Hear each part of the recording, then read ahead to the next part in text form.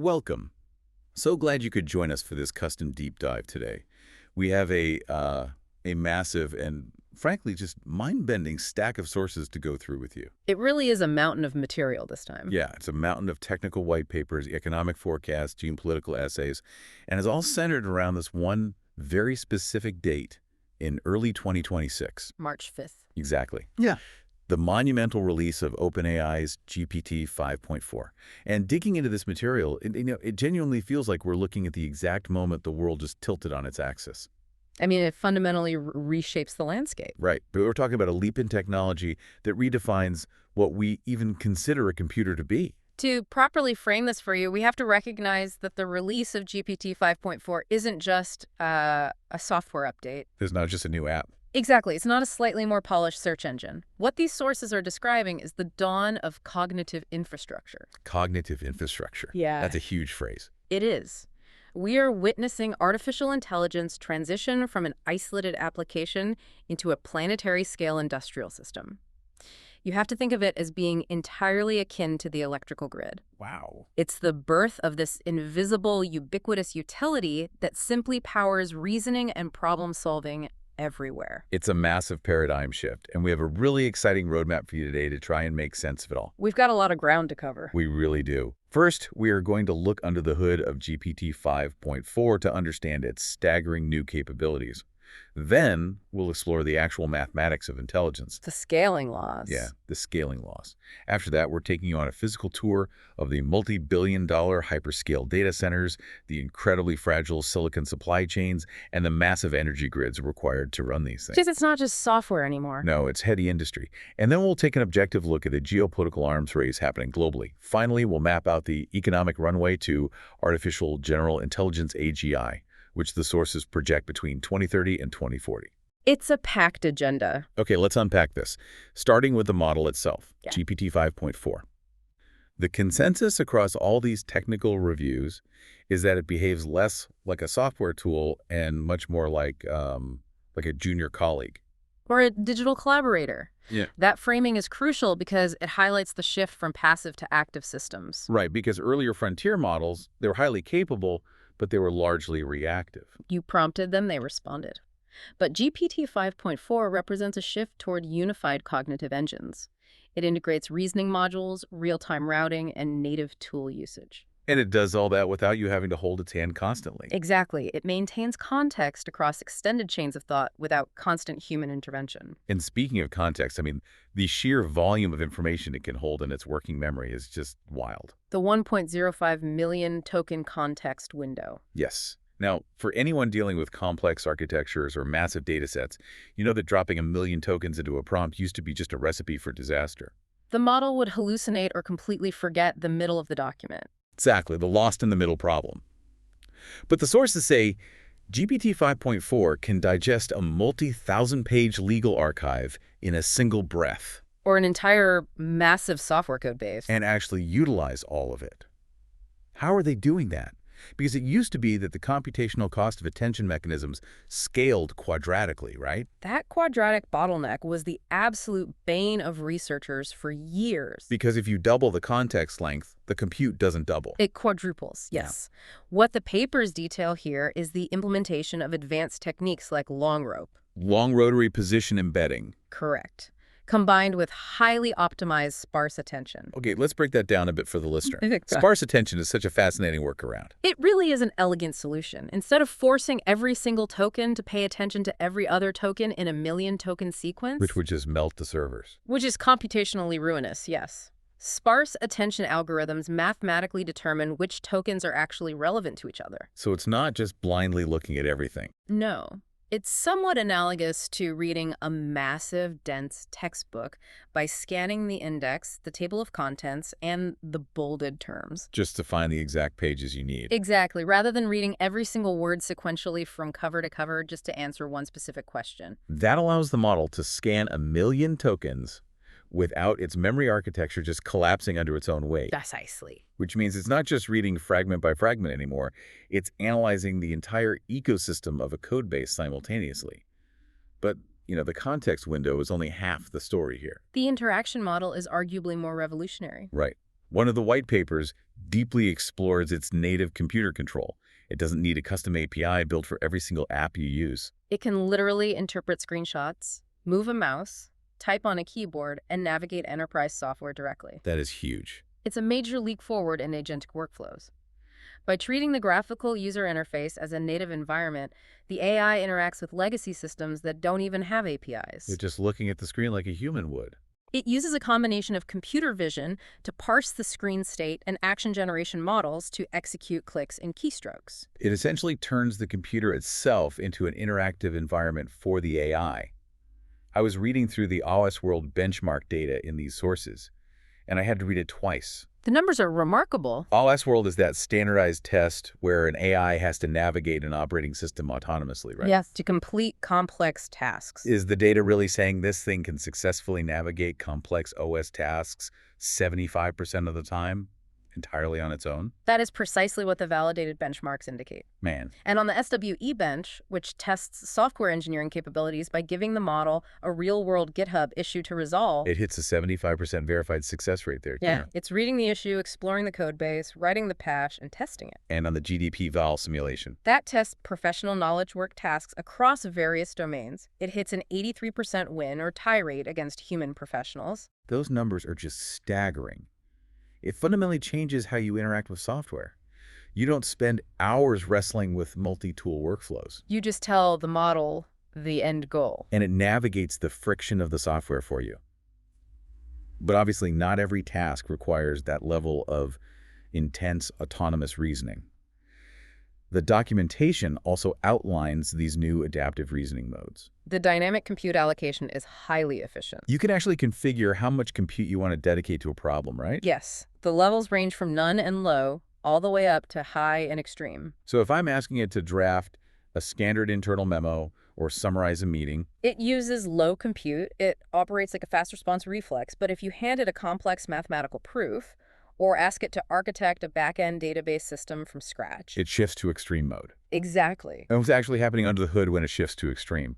Because from the user's perspective, they just see a loading spinner for 3 minutes instead of 3 seconds. Behind the scenes, the model is engaging in deep, deliberate reasoning. It's thinking. It's generating multiple potential paths to the solution, verifying those paths against each other, backtracking when it detects an error, and refining its logic before it ever shows you the final output. It's arguing with itself. Essentially, yes.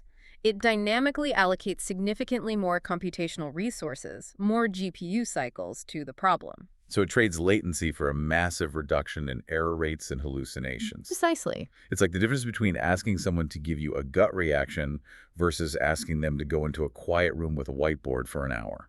That's a very accurate way to look at it. But as our sources remind us, OpenAI isn't operating in a vacuum here. We have a fiercely competitive frontier landscape in early 2026. And looking objectively at the entire ecosystem, there are several distinct approaches happening simultaneously. The frontier is incredibly crowded and well-funded. Let's look at xAI's Grok models. Based on the technical reviews, Grok has carved out a distinct lead in real-time internet awareness. And it has that highly responsive conversational personality. And surprisingly strong foundational mathematical reasoning. Right. And then you look over at Anthropic's Claude models. The developer communities in these sources constantly highlight Claude for its rigorous safety alignment. Its careful, almost meticulous reasoning pathways. And its exceptional ability to debug massive, tangled code bases. It seems to be the preferred engine for a lot of heavy-duty software engineering. And we can't ignore Google's Gemini ecosystem either. Gemini's distinct advantage is its deep native integration into Google Workspace and Android. Plus, the sources highlight its incredible strength in deep reasoning and complex math benchmarks, leveraging Google's proprietary compute infrastructure. And then there's Meta's Llama. Meta is playing a completely different game here by championing the open source ecosystem. They are releasing immensely powerful foundational models that allow for massive customization by developers worldwide, enabling lower costs and local deployment. It's forcing the proprietary labs to constantly justify their subscription costs. However, according to the aggregated early 2026 data we are reviewing, GPT-5.4 maintains its edge at the absolute frontier. Specifically by leading in that massive context processing we discussed. And its native tool orchestration. Interestingly, the data notes that its efficient tool orchestration reduces overall token usage by up to 50% for complex tasks. which makes it highly cost-effective for enterprise deployment. And its multimodal capacity is off the charts. It's not just looking at compressed JPEGs anymore. No, the documentation shows it analyzing full, uncompressed 10.24 million pixel images, You can feed it complex, high-resolution engineering diagrams. or massive architectural blueprints, and it can parse the relationships between the microscopic details. Which naturally leads to a really profound question. How did the industry get here so fast? If you rewind just a few years, we were amazed when an AI could write a coherent limerick. And now it's debugging enterprise software and navigating operating systems. Are they just writing drastically better code? The code optimization is a factor, but the true underlying engine driving this relentless acceleration is what researchers call scaling laws. Scaling laws. This is the part of the research I find absolutely fascinating. It stops being a pure software engineering mystery and becomes a brutal physics and engineering problem. The sources describe a discovery made around 2020, the equation of cognition. Yes. What's fascinating here is that for decades, AI progress was sporadic. It relied on clever, localized algorithmic breakthroughs. Somebody having a eureka moment in a lab. Exactly. But the realization regarding scaling laws proved that performance in neural networks improves according to a highly predictable, smooth mathematical power law curve. The equation basically demonstrates that an AI's performance is directly proportional to compute, raised to the power of a specific exponent. Performance equals compute to the power of alpha. Performance equals compute to the power of alpha, so intelligence is predictable. Completely. The three main variables dictating the intelligence of a model are the number of parameters, which you can think of as the synaptic connections in its artificial brain, Okay, parameters. the sheer volume of training data ingested, and the raw compute power. The FLPs used to train it. Yes. The staggering implication of this equation was that if you simply threw exponentially more resources at the problem known, bigger models, vast oceans of data, and massive clusters of GPUs, the intelligence and capabilities of the system would reliably and predictably increase. It completely removed the guesswork. It's like realizing that to build a faster rocket, you don't necessarily need a new theory of aerodynamics. You just need to build a massively bigger engine and pump exponentially more fuel into it. Let's walk through that historical evolution for you, because seeing the number scale is mind-blowing. Back in 2018, GPT-1 was basically a proof of concept. It had a little over 100 million parameters. Right. And then by 2019, GPT-2 hit 1.5 billion parameters. And we started seeing emergent abilities like basic storytelling and coherence. Then in 2020, GPT-3 scaled up to 175 billion parameters. That was the moment it unlocked few-shot learning. You didn't have to retrain the model to teach it a new task. You just showed it one or two examples in the prompt, and it figured out the pattern. Then the scaling continued into the trillion-parameter era with models like GPT-4, which brought in robust multimodal vision and complex logical reasoning. And now, looking at the early 2026 landscape, we are analyzing frontier models with 10 trillion or more parameters. 10 trillion parameters. Oh, wait, mechanically speaking, how is that even possible to run?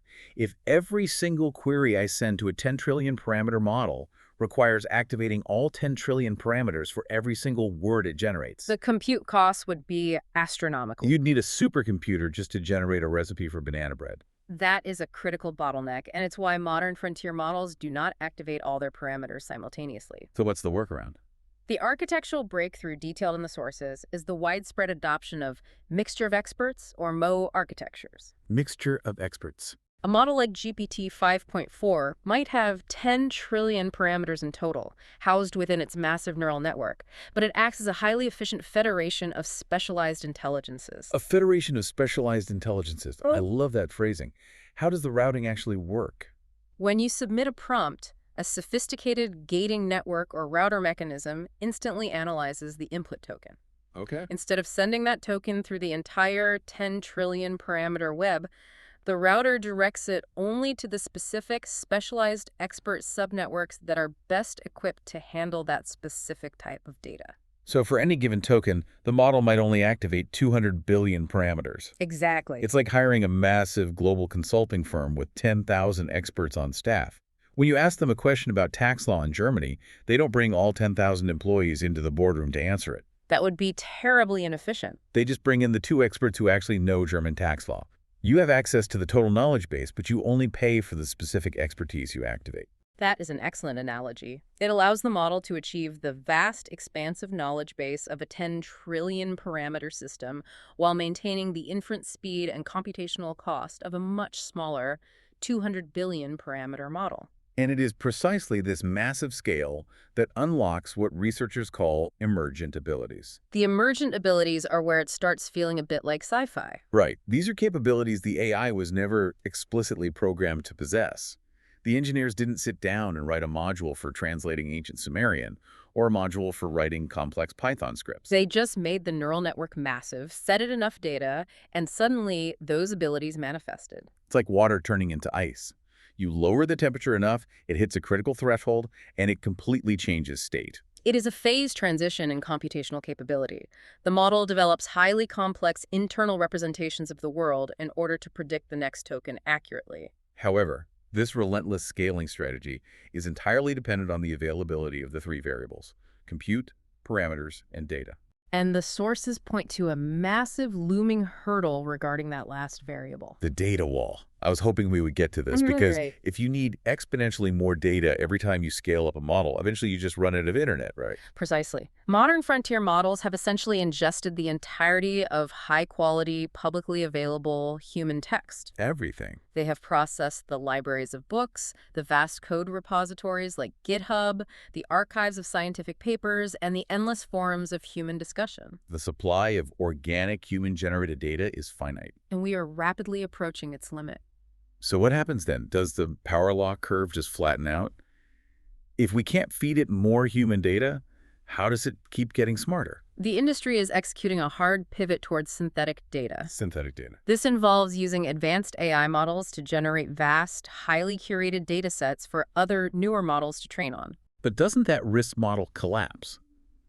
I read in one of the technical papers that if an AI trains exclusively on data generated by another AI, any subtle hallucinations or errors get amplified with each generation, Yes. eventually degrading the model into complete nonsense, like taking a photocopy of a photocopy of a photocopy. Model collapse is a severe theoretical risk, which is why the generation of synthetic data requires immense, rigorous verification.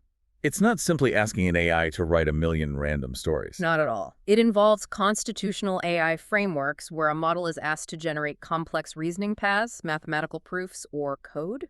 And then a separate, highly capable verification model checks the work for absolute accuracy before it is ever added to the training corpus. Furthermore, the sources heavily emphasize the transition to simulated worlds. Simulated worlds, like training the AI inside a video game. In a sense, yes. By placing AI agents inside highly complex physics-based digital environments or complex strategic simulations, the AI can learn through interactive trial and error. It generates its own data through experience. Playing millions of iterations of a scenario, learning the optimal paths and the constraints of logic and physics, entirely independent of static human text. Here's where it gets really interesting, though. To process all that synthetic data, to run millions of simulated worlds, to calculate the routing for 10 trillion parameters, you can't just rely on the cloud as some abstract ethereal concept. The cloud is just someone else's computer. Exactly. This requires physical hardware, and the sources make it abundantly clear. AI has become heavy industry. It is a massive, capital-intensive physical machine. We are talking about the rapid industrialization of intelligence. It is the most capital-intensive build-out of physical infrastructure in the history of technology. And to understand it, we have to look at the incredibly fragile, highly concentrated geopolitical supply chain that makes this entire ecosystem possible. It operates very much like a precarious pyramid. The fragility of it is terrifying when you look at the macroeconomics. At the very top of this pyramid, you have the chip designers, primarily companies like NVIDIA and AMD. They architect the incredibly complex logic of these GPUs, the specialized chips that perform the parallel processing necessary for neural networks. But NVIDIA doesn't actually manufacture a single chip. They're fabless. Right. They just draw the blueprints. The actual manufacturing falls to the foundries. And practically speaking, at the frontier edge of single-digit nanometer fabrication, that essentially means one company. TSMC in Taiwan. TSMC handles the physical fabrication of these chips at scales that are almost incomprehensible. We are talking about transistor gates that are mere nanometers across. A fraction of the width of a human strand of DNA. But even TSMC relies on a deeper layer of the supply chain to achieve this microscopic precision. They cannot print these chips without highly specialized lithography machines. And this is the part that just blows my mind. The entire multi-trillion-dollar future of human cognition relies heavily on a single company in the Netherlands. ASML. ASML. They are the eye of the needle for the global economy. ASML maintains a functional monopoly on extreme ultraviolet or EUV lithography machines. These are arguably the most complex mechanical devices ever constructed by human beings. Easily. I was reading the breakdown of how an EUV machine actually works, and it sounds like pure science fiction. The physics involved are astounding. They're trying to print circuits so small that normal light waves are literally too thick to draw the lines. So they have to create extreme ultraviolet light. And to do that, they fire a high-powered laser at microscopic droplets of molten tin as they are falling through a vacuum chamber. And they don't just hit the droplet once. No, they hit it twice. Yeah. The first pulse flattens the tin into a pancake shape, and the second pulse vaporizes it into a plasma that is literally hotter than the surface of the sun. And they do this 50,000 times a second. 50,000 times a second. And the light generated by that plasma is then directed through a series of mirrors to project the blueprint onto the silicon wafer. But because EUV light is absorbed by almost everything, including air and standard glass lenses, those mirrors have to be polished to a level of atomic precision that is staggering. If one of ASML's mirrors were scaled up to the size of the Earth, the tallest mountain on it would be less than 1 millimeter high. It's just absurd engineering. And this extreme complexity naturally creates a massive bottleneck. You can't just spin up a new EUV factory overnight. And that bottleneck is driving the astronomical costs. The sources detail the pricing for NVIDIA H100 GPUs, which became the industry workhorse. Sitting between $25,000 and $40,000 for a single chip. And you don't just buy one. No, to train a frontier model, you need tens of thousands of them, all networked together with incredibly high bandwidth optical interconnects so they can share data instantly. The capital expenditures are historically unprecedented. The training run for a model like GPT-4 was estimated to cost well over $100 million in pure compute. For the frontier models of 2026, the estimate suggests a single training run could easily cost $1 billion. $1 billion just to train the model once. If there's a fatal flaw in the architecture that you don't discover until month 3 of the training run, that's hundreds of millions of dollars literally evaporated into heat. Which leads us to the physical footprint of all this hardware. The factories of intelligence. I was digging into the proposals in these sources, particularly the details around the Stargate project. The Stargate proposal is a perfect encapsulation of the scale we are dealing with. It is a proposed $500 billion infrastructure plan designed to build a unified 10-gigawatt AI supercomputer. To put a 10-gigawatt facility in perspective, that single data center would consume as much electricity as several major metropolitan cities combined. And these data centers do not look like the server farms of the 2010s. The thermal dynamics are completely different. A traditional cloud server rack might draw 10 to 20 kilowatts of power. You can cool that by just blowing really cold air down the aisles. But these massive AI GPU racks are pulling 50, 100, sometimes 140 kilowatts per rack. You physically cannot blow enough cold air over them to keep the silicon from melting. The thermal density requires a transition to heavy industrial cooling. You are looking at direct-to-chip liquid cooling, where chilled fluid is pumped directly over the processors. Or even full immersion cooling, where the entire server blade is submerged in a non-conductive, boiling fluorochemical fluid to wick the heat away. The plumbing, the reinforced concrete floors to support the massive weight, the miles of fiber optic cabling. These are the steel mills of the 21st century. And just like the steel mills of the Industrial Revolution, they require an unbelievable, almost terrifying amount of power. Which brings us to the ultimate bottleneck. It's not just about how many chips TSMC can print. It's about whether you can actually plug them in. Energy availability is rapidly becoming the hard physical limit dictating AI growth. The calculations in the economic forecasts we are reviewing are stark. Training a single massive frontier model can consume 50 to 60 gigawatt hours of electricity. 50 to 60 gigawatt hours. That is enough pure electrical power to run 5,000 average homes for an entire year, and that is solely the training phase. Right, that's just building the brain. Once it's built, you have inference. Running the model every single day, processing billions of queries, analyzing millions of images, orchestrating enterprise workflows across the globe. Inference at global scale will consume vastly more power than training. The projections in these sources suggest that by 2030, AI data centers alone could consume 3 to 5% of all global electricity production. That is a staggering rerouting of human energy resources toward cognitive infrastructure. Which is forcing a complete, desperate rethink of the global energy grid. We are seeing a massive tech-driven pivot back to nuclear power. You can't run a 10-gigawatt AI supercluster on solar panels that stop generating when the sun goes down. Or wind turbines that stop when the air is still. You need a massive, uninterrupted, zero-carbon baseload. The volatility of renewable energy sources is incompatible with the operational requirements of hyperscale AI. If a GPU cluster loses power for even a fraction of a second during a synchronized training run, the entire process can crash. This is why the tech sector is aggressively pursuing small modular reactors, or SMRs. The strategic vision outlined in the sources involves co-locating these AI clusters directly alongside nuclear power plants. Entirely bypassing the fragile public electrical grid to secure a dedicated, reliable gigawatt baseload. And because energy is the ultimate currency for intelligence, it is completely redrawing the map of global technology hubs. You don't build these data centers in Silicon Valley anymore. The grid there can't handle it, and the real estate is too expensive.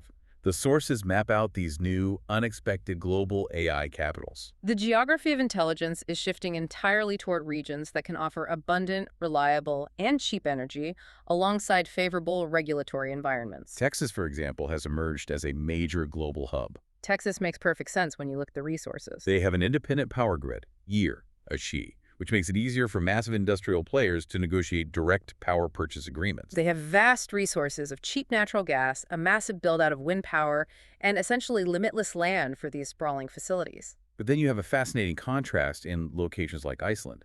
Iceland possesses abundant, deeply reliable geothermal and hydroelectric power. But their unique defining advantage is the climate.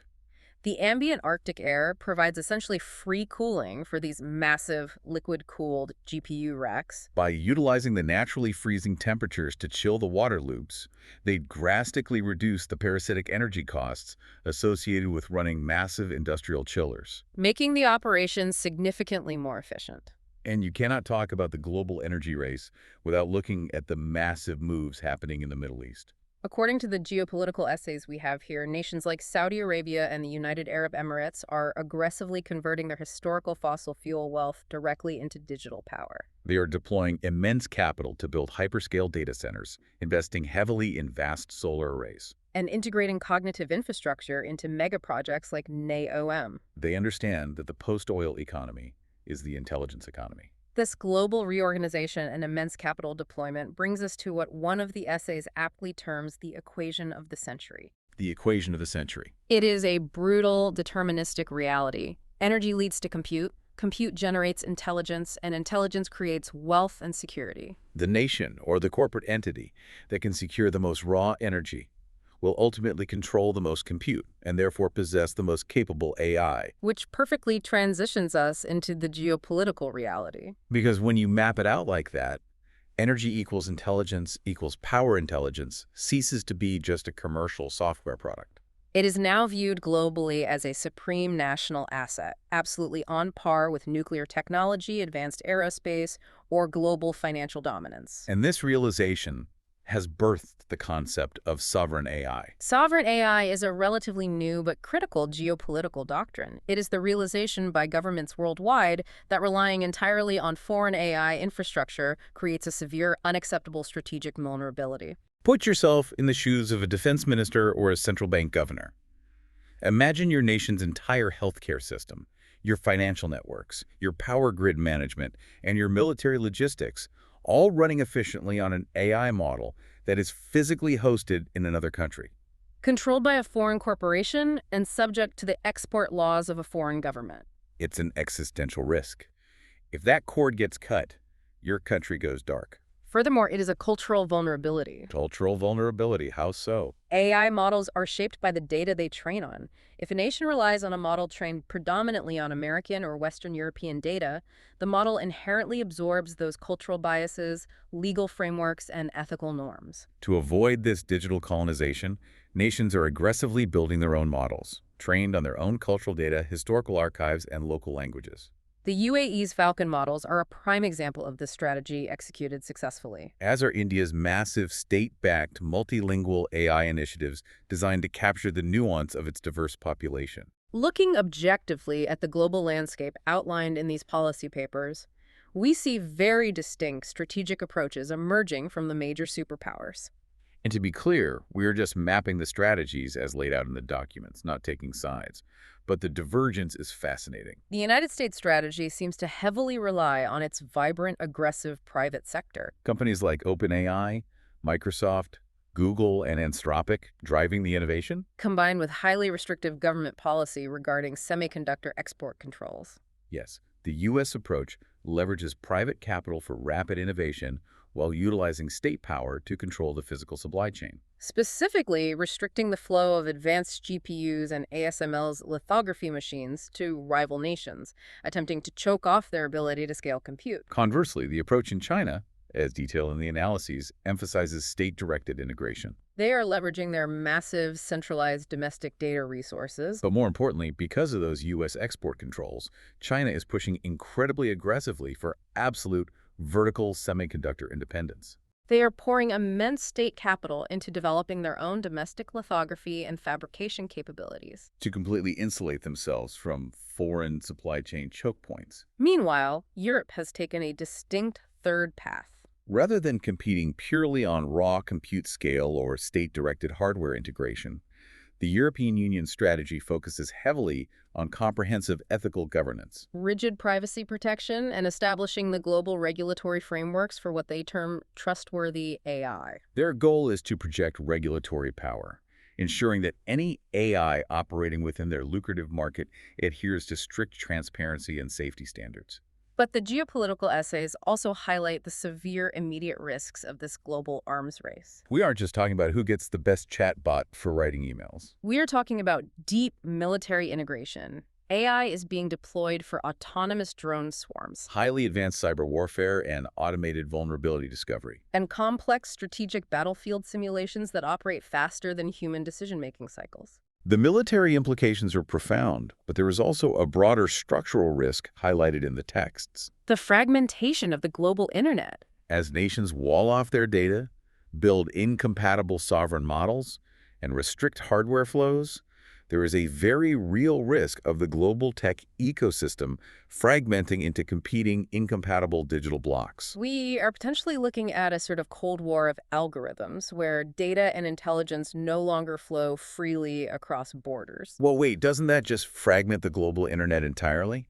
If every country has its own AI trained exclusively on its own culturally approved data and biases, aren't we just building massive state-sponsored digital echo chambers? That is precisely the risk of fragmentation. It severely degrades the universal, unifying promise of the early internet. Replacing it with siloed, highly filtered cognitive ecosystems. However, the underlying driver for all this investment, despite the risks, is the overwhelming economic promise. Which brings us to the capitalization of intelligence. Let's bring this back down to earth, back to you, the listener. How does this macroeconomic shift actually impact your wallet, your daily workflow, your job security, and the global economy? To understand that, the sources introduce a fascinating economic concept. Historically, classical economics relied on four fundamental inputs: land, labor, capital, and technology. AGI, or even highly advanced systems like GPT-5.4, introduces a fifth factor of production. Infinitely replicable synthetic intelligence.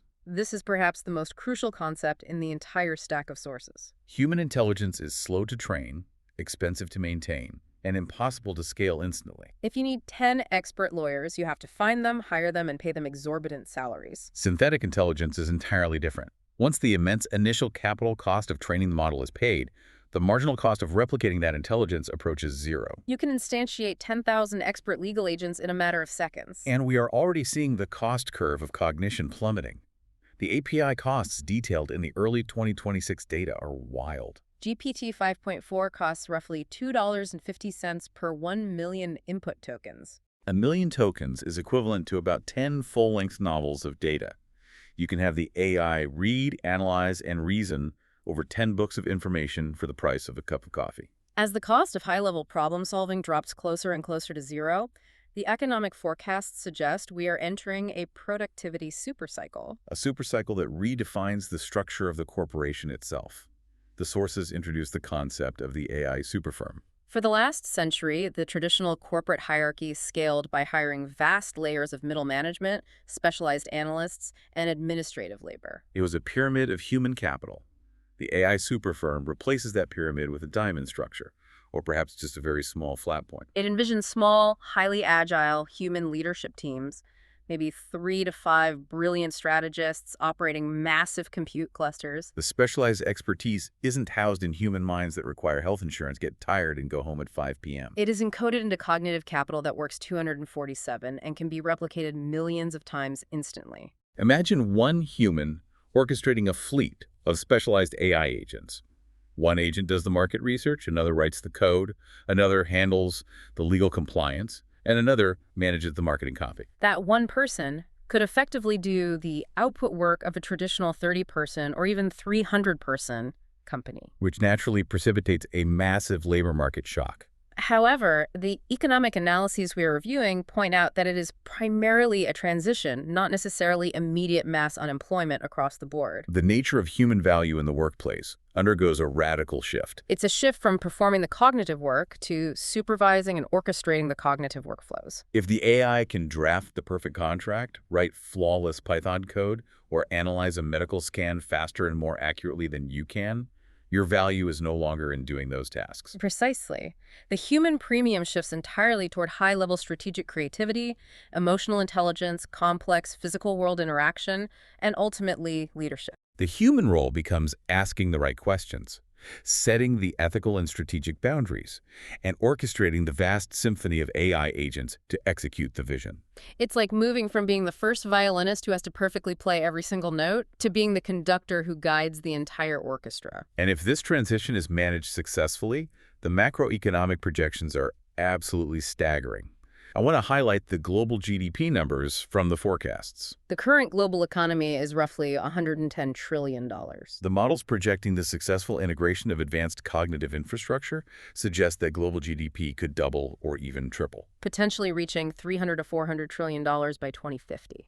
We are talking about compounding annual growth rates of 8 to 10% on a global scale. It would be an economic expansion comparable only to the invention of agriculture or the Industrial Revolution, but happening at digital speed, compressed into a single generation. So what does this all mean for the actual timeline? When do we actually hit the singularity? When do we reach artificial general intelligence? Before we debate the timeline, we must establish how the sources actually define AGI because the definition has shifted over time. In these 2026 papers, AGI is generally defined as a system possessing robust cross-domain reasoning, the capacity for autonomous, self-directed learning in novel environments. And crucially, the ability to economically outperform the median human on the vast majority of economically valuable tasks. So it's not just can it pass the Turing test and chat with me. It's can it do 90% of our jobs better and cheaper than we can. And looking at the forecasts, the timeline is fiercely debated among the experts. There seem to be 3 distinct camps. Let's start with the aggressive timeline. The aggressive forecasts are driven by researchers looking purely at the relentless, unbroken mathematics of the scaling laws and the sheer volume of capital flowing into those massive superclusters. They see no theoretical roadblocks, only engineering challenges.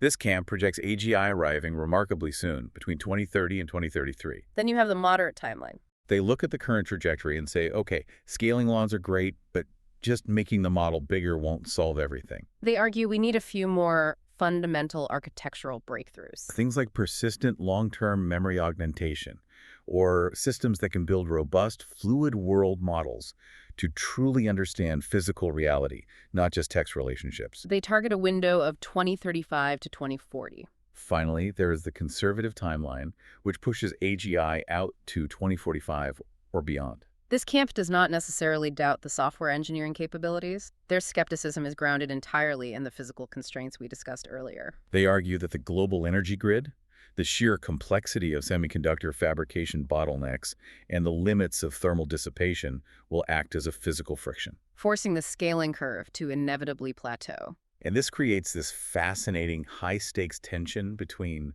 the theoretical concept of an intelligence explosion and the stubborn reality of the physical world. The intelligence explosion is this classic, terrifying idea of a recursive self-improvement loop. Humanity builds an AGI, and that AGI's first assigned task is to design a slightly better, more efficient AGI. That new AGI then designs an even better one, and the system accelerates infinitely. Leaving human comprehension behind in a matter of days or hours. But as the conservative camp rightly points out, software cannot simply think new hardware into existence. An AGI, no matter how profoundly intelligent, cannot instantly bypass the 5-year lead time required to build a new nuclear power plant. Nor can it wave a wand and instantly construct a new EUV lithography machine. It is fundamentally bound by the slow, arduous logistics of the physical world.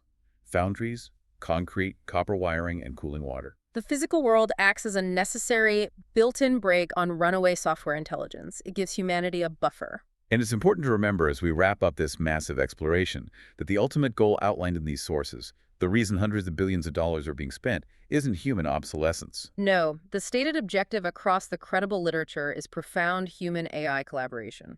It is the realization of a symbiotic, hybrid intelligence system. A future where humanity provides the moral framework, the strategic intent, and the creative spark. While the cognitive infrastructure executes the heavy, complex analytical lifting required to solve our most intractable civilizational challenges. From curing diseases to optimizing global resource distribution. It truly is a civilizational shift. We are living through the exact moment we transition from the information age into the intelligence age. We want to deeply thank you for joining us on this massive deep dive today. We've gone from unpacking the million-token context windows and autonomous agentic workflows of GPT-5.4 through the brutal physics of EUV lithography and nuclear-powered data centers. All the way to the geopolitics of sovereign AI and the dawn of a $300 trillion global economy. When you look at the entirety of the landscape, GPT-5.4 really is just the first gentle tremor of an entirely new cognitive infrastructure. We've talked extensively today about intelligence becoming a ubiquitous utility, seamlessly integrated into our lives, just like the electrical grid. But here's a final lingering thought to explore on your own. Okay. When humanity completely and inevitably outsources the vast majority of its complex cognitive labor to this invisible planetary grid, what happens when we experience our first true cognitive blackout? Oh, man. If the AI infrastructure goes down, whether through cyber warfare, a physical grid failure, or a cascading software collapse, does a civilization that has spent a generation forgetting how to solve complex problems on its own still know how to turn the lights back on? Wow. A cognitive blackout. Yeah. A civilization that forgot how to think for itself. That is absolutely going to stick with me. Thank you so much for listening, and we'll catch you on the next deep dive. Goodbye. Goodbye, and keep questioning the future.